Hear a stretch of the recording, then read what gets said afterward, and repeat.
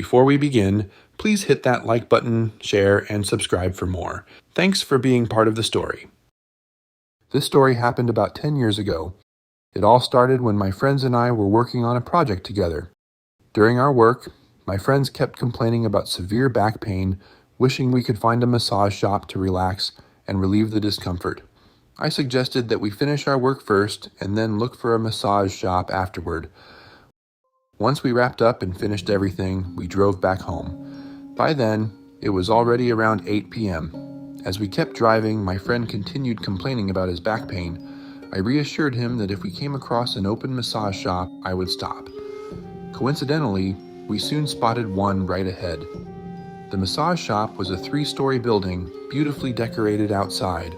I pulled over, parked the car, and walked over to check if it was still open. Inside, a few staff members were sitting and waiting for customers.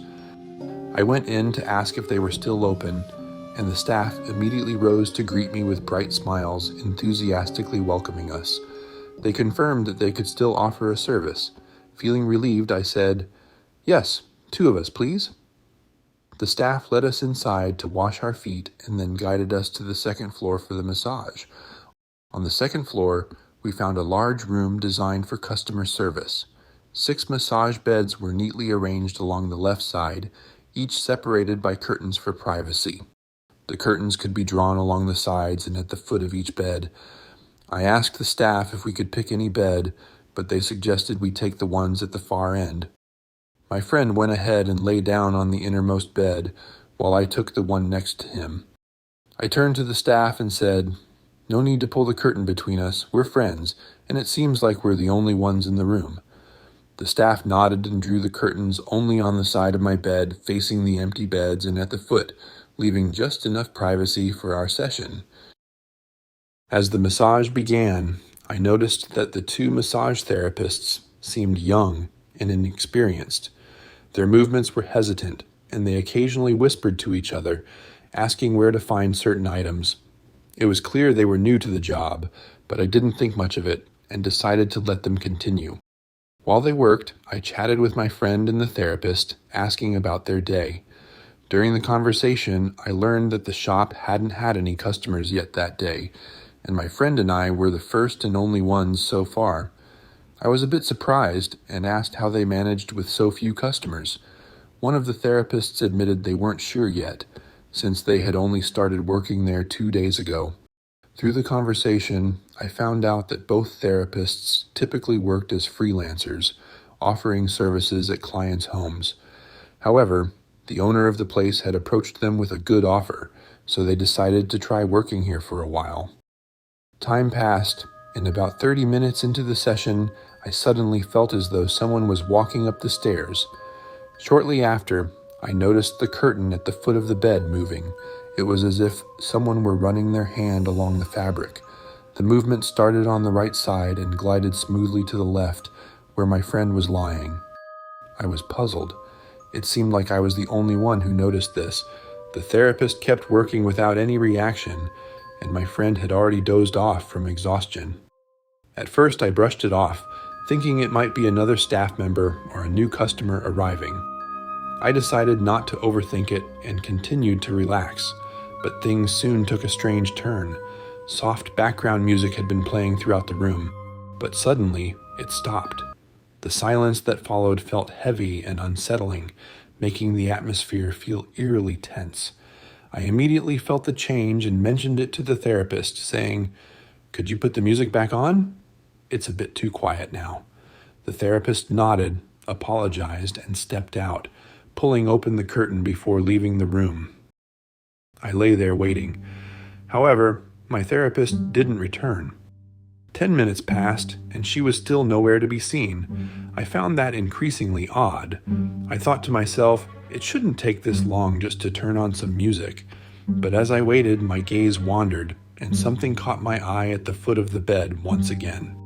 It was the same sight as before, a hand, or rather someone's fingers, slowly dragging along the curtain.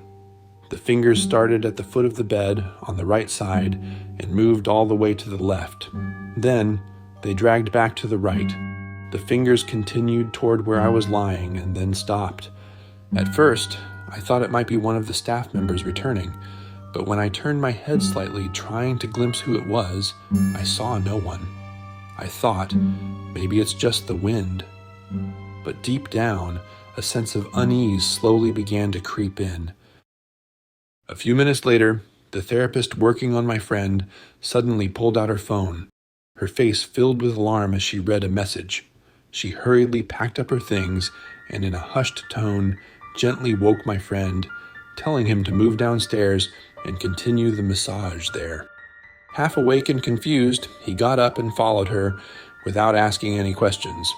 However, as they passed the foot of the bed, the therapist suddenly paused, showing signs of hesitation, as if she was deliberating over something. After a moment, she glanced at me with a nervous expression but said nothing. She quickly continued toward the stairs, leaving me alone in the room. At that point, I didn't feel particularly uneasy.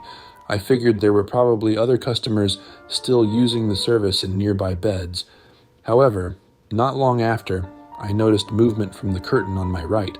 Suddenly, it began to shift open slightly, as though someone was peeking from behind it. I fixed my gaze on the curtain. When it opened just a little more, I realized the bed behind it was empty. No one was there. Shocked, I sat up, confused about how the curtain had moved on its own. Before I could process what was happening, my phone vibrated. It was a message from my friend who had gone downstairs. When I opened the message and read it, chills ran through my body. The message said, "Come down quickly. You're alone. There's no one up there besides you."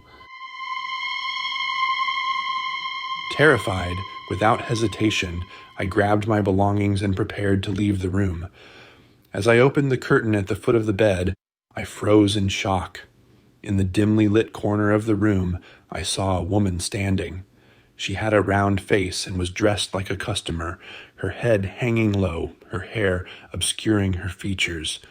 Her presence felt unnaturally cold, and in that instant, I knew she wasn't human. A cold chill ran down my spine. Without a second thought, I dashed toward the door. As I ran, I heard a loud noise behind me, the sound of the curtain being yanked open. Too frightened to look back, I bolted down the stairs to the ground floor. When I reached the bottom of the stairs, I saw everyone waiting anxiously for me. The staff asked, "Are you okay? Did you see anything?" Still shaken, I replied, "I did." The massage therapist then began sharing her own experience. While stepping out to fix the music player, she had seen a woman lying on the neighboring bed, smiling eerily at her.